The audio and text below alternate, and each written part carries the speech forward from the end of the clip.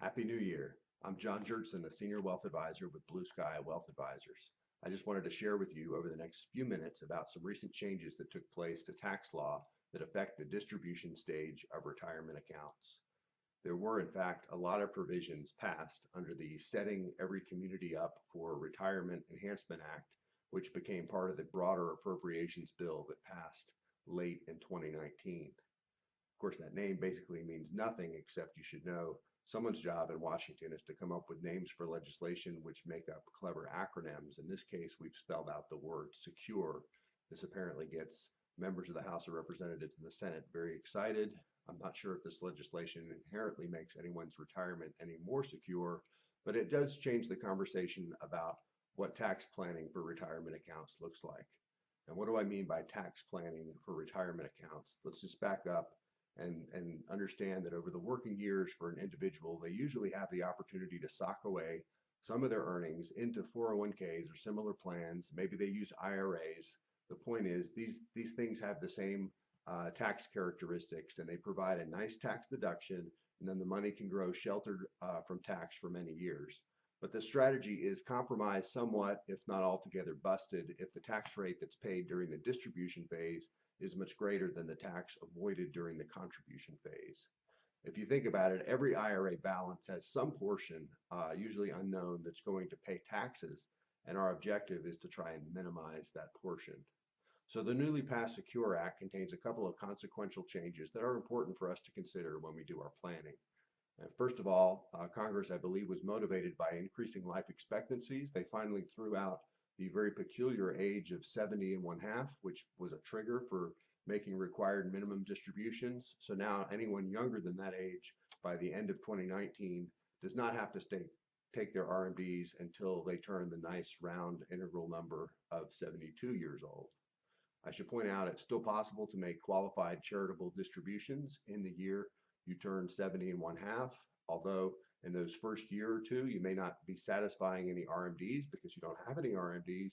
The money is nonetheless leaving the IRA and not being taxed, which again is kind of the point of what we're trying to do with tax planning. Additionally, the IRS has proposed, not in effect yet and won't be in effect until 2021 at least, but they proposed a new uniform rate table. This would modestly increase the factors, again, motivated by increasing life expectancies. It would modestly increase the factors that become denominators when you calculate RMDs, so it subtly reduces them.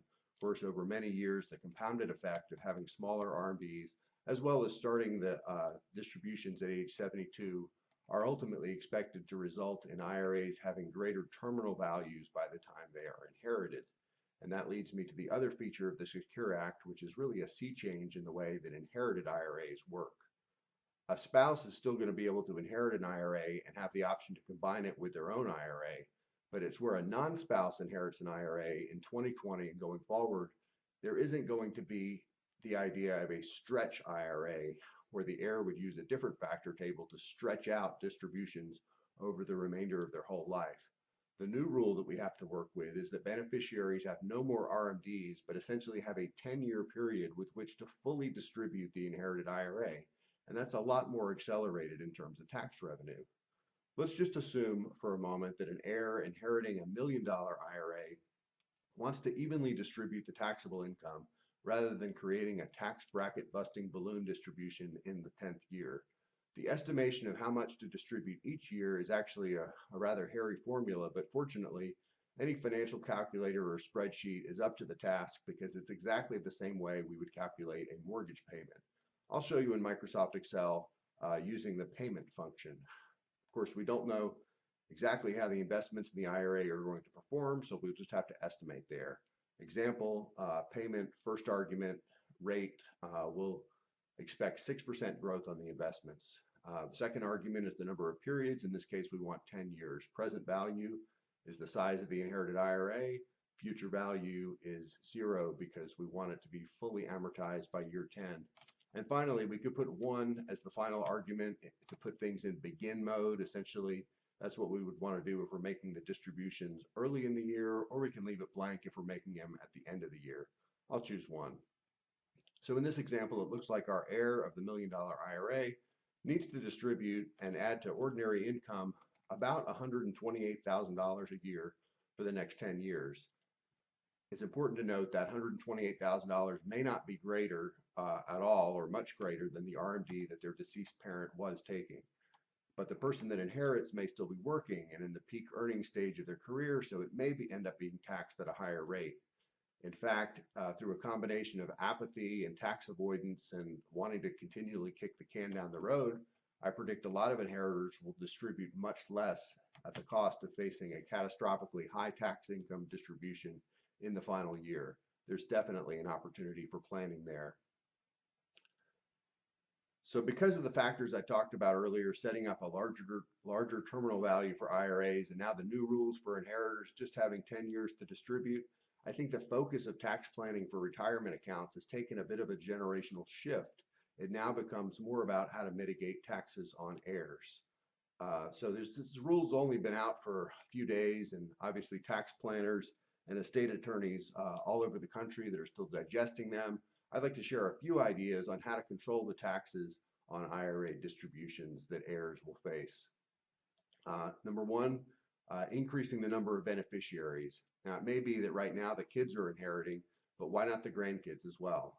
A larger pool of inheritors not only limits the size of each one's 10-year tax bomb, but actually beneficiaries who are younger than the age of 18 will not start their 10-year clock until they turn 18. So young people are going to have a longer period to stretch out inherited IRAs than those already in the age of majority. I should point out also there's exceptions in terms of disability, which actually preserve the old stretch IRA rules. Secondly, the original IRA owner can control the sizing of their own RMDs as well as their heirs' RMDs by doing Roth conversions, essentially accelerating the distributions. In many cases, especially on a married filing joint return, it's going to make sense to fill in a very deep 22% or 24% bracket to do Roth conversions with. And thirdly, it's possible to be a little more creative and judicious when assigning IRA beneficiaries. Maybe there are low tax rate beneficiaries in states that aren't taxing retirement income, and they could absorb a greater proportion of retirement accounts. And then beneficiaries in high tax situations could then take on a greater proportion of the non-retirement estate.